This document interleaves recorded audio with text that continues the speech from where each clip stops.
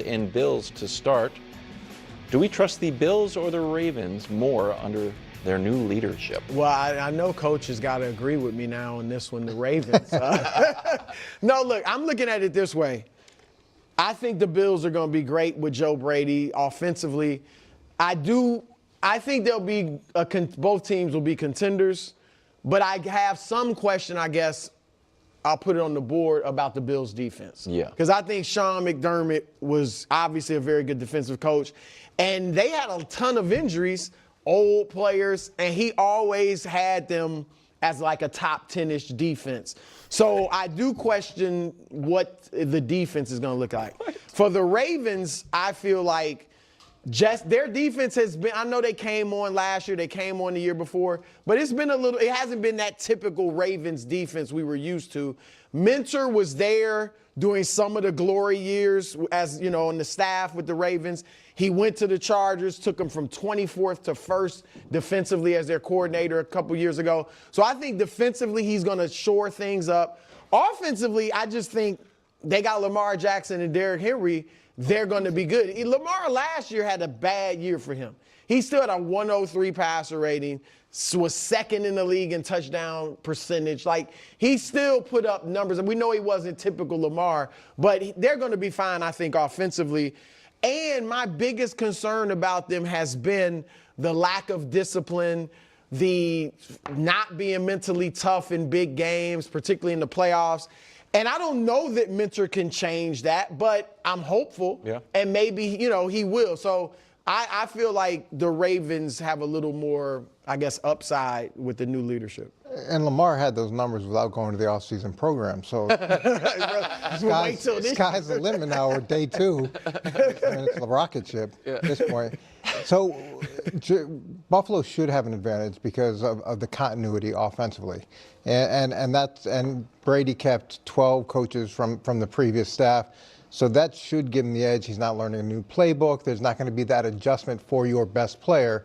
So that's a real positive for them. But when you look at how this all took place and the decision in the locker room at the end of the season, that's right. the obvious impact and influence that ownership has on the organization and the questionable impact that they've had over other organizations that they've owned historically. So to me, that's a problem, and that's not going away. So as a new head coach, how is he going to navigate through all of that? Where with Baltimore, it's always been a personnel-driven organization. And since the day one of the organization, I was there the first year, and that group, a lot of those people who were there when we transitioned from the Browns to the Ravens are still there. And a new head coach coming in, it's a little bit of plug and play because things are taken care of and they're going to be able to just focus on coaching. He's going to be able to focus on coaching. He's been there before. That's a real advantage as well. And I think Steve Bisciotti is an excellent owner. He demands accountability and he meets with them weekly, but he's not the type of guy that's going to force them to do things because his barber thinks it's a good idea, or some guy he met at the golf club says, hey, you should try this, or the Madden rating says, you know, take this guy and not this guy. So I'm going to let Nick go, but like, are we confusing the Buffalo Bills with the New York Jets right now? What are we talking about right now? I don't trust the Bills' leadership at all. I trust the quarterback intensely. So Does that include Brady? You don't trust Brady either? I don't know why I'm supposed to trust Joe Brady as an NFL head coach. He was a coordinator for Josh Allen. Every coordinator for Josh Allen since he's been Josh Allen, except for the guy who I always forget his name, who lost his mind breaking stuff in the Ken Dorsey. Yeah. You know what I mean? There is a floor, and even Dorsey had success. There's a floor there. The only part you didn't mention about the hiring cycle was, and then they also really let Josh have a hand in it, which I think is always a little tenuous. and I trust the Ravens organizationally intensely. You mentioned ownership. I think they have a great GM. Jesse Minter was a guy a lot of people, I think, were going to hire or wanted to potentially hire as a head coach, as opposed to the internal, promotion for Joe Brady. The flip side is the Bills are coming off a good season and the Ravens are not. Josh Allen had a really good regular season. Yeah. I view Lamar's season not quite as possibly as Brew does. I get it was a little bit of. And so but the numbers were his passer rating and efficiency numbers were good. I felt week to week, game to game, it was the worst scary. season of his career. Yes. Yeah. Okay. Wow. To not have more trust in the Bills right now is so absurd. First off, Brew. I don't know what Brew is talking about. Brew is really hanging on to those defensive rankings of like 2021 or something, but this defense has consistently dropped the ball. And oh yeah, the defense, even with all the injuries, they were a top 10. Sure, whatever you say. Some just look at what the defense did against Denver Broncos. The decision-making of Sean McDermott, it was just like, what are you doing right now? What are you doing right now? And then Josh Allen didn't have just a really good season. He had an elite season. He was carrying that Buffalo Bills offense. He was an absolute, superhero monster. An absolute monster. What he did against the Ravens, what he did against the Bucks, what he did against the Patriots, what he did in all these games, an absolute bona fide monster. That is not what Lamar Jackson had last season. It's just not. It's just not. And yeah, I do believe that if we're looking at like a specific coaching hire between these two teams, I absolutely feel better about hiring a Jesse Minter. That if you're looking at this team, if you're looking at both these teams and you're saying that you need to get to 10 to be able to be like a Super Bowl winner, adding a Jess and you say the Bills are at a 5 and the Ravens are at a 5. Let's just say they're both at 5. Adding a Jesse Minter Bree. NGS you up to a 7 or 8 in a way that some of the moves that the Bills have made of now hiring Joe Brady to be the head coach, you're not necessarily adding that. So, some of it is going to be defensive coordinating. Some of it is going to be Joe Brady just having more control how this offense is run in terms of how the team is run and more power over Josh Allen, because I told you guys this before. Even though you have some of the continuity and whatnot, Joe Brady as the head coach is going to be different than Joe Brady as the offensive coordinator. And it's more than we'll say, well, of course he's the head coach now, but it's just like even how he operates the offense, how he runs practices, what he expect. It's just that the relationship will change with Josh Allen as well. So, it's more than just that, but it's just like Josh Allen is Josh Allen's the best quarterback in the NFL. Josh Allen is the best quarterback in the NFL. And even in his not perfect game against the Denver Broncos was still literally put the Bills in a position to win that game. Literally throws a dime to a receiver who he has zero relationship and zero connection with. He catches that ball, the Bills win that game. And we saw how the Patriots were looking. I feel pretty good about Josh Allen and the Buffalo Bills getting to the Super Bowl. I'll be honest with you. Josh Allen is the best quarterback in the NFL.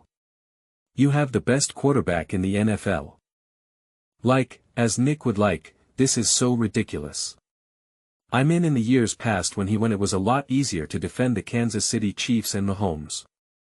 Patrick Wall is the best quarterback in the NFL. How would we ever have anyone but trust in them? And it's just like here we are with the Buffalo Bills. No one's saying who do you think's more likely to win the Super Bowl? Who do you think is more likely to BL? That's not the conversation we're having right now. We're not saying who do you think will be the better team. We're talking about trust. That's a very specific word. We can easily have the conversation what's more likely Bills win the Super Bowl or Ravens win the Super Bowl. And because you can say, well, both of these teams have come up short. Both of them have. It's been different with Josh Down and the Buffalo Bills. Undeniable. Absolutely. Positively undeniable. Undeniable. So yeah, and again, I've already made a whole bunch of videos over these last couple of days defending Lamar Jackson and the Ravens, etc., but it's just like Josh Allen is Josh Allen. Josh Allen is Josh Allen. And I think we're going to see an even better version of Josh Allen this season. I think we're going to see a newer version of Josh Allen this season. Believe that. I believe that in my bones to my core. I have no idea if we're going to see any new version of Lamar Jackson. In fact, I think we're going to continue to see the exact same version of Lamar Jackson, which is great, which is spectacular, which is awesome, but it's not enough. And maybe Jesse Mentor brings this defense and makes it elite, makes it top in the NFL. Then there you go. We're back to seeing the Ravens through the lens of say 2023, where you can hold the Kansas City Chiefs to 17 points. But how does this offense execute? How does it execute in the playoffs? What are the decision-making in the biggest moments? What do we see there? What do we see there?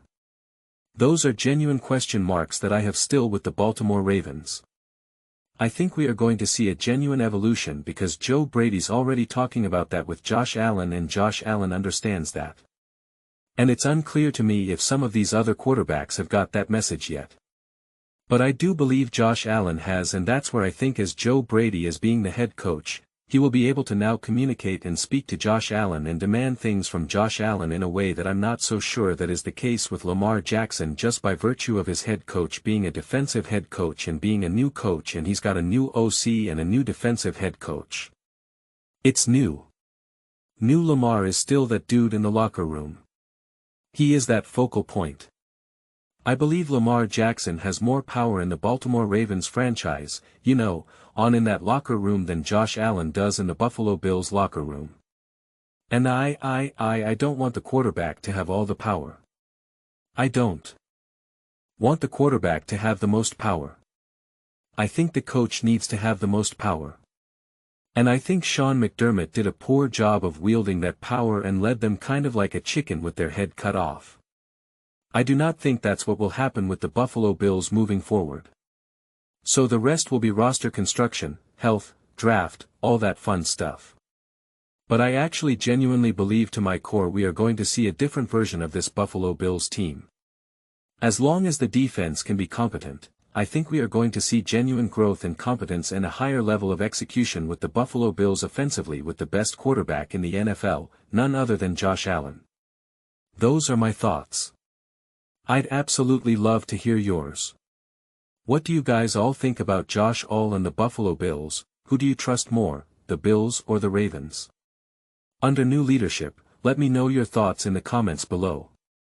I read every single comment, so whether you agree with me or disagree with me, either way, let's get some discussions.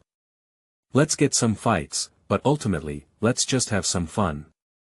Please do consider subscribing. We're building an amazing community here and absolutely love to see you part of it. I want to build something that we all generally feel connected to, something that we're really excited to be a part of. I think we're all on our way to doing it. Please don't forget to give this video a thumbs up. It really does help the 6ability and the algorithm. Thank you so much. See you next time.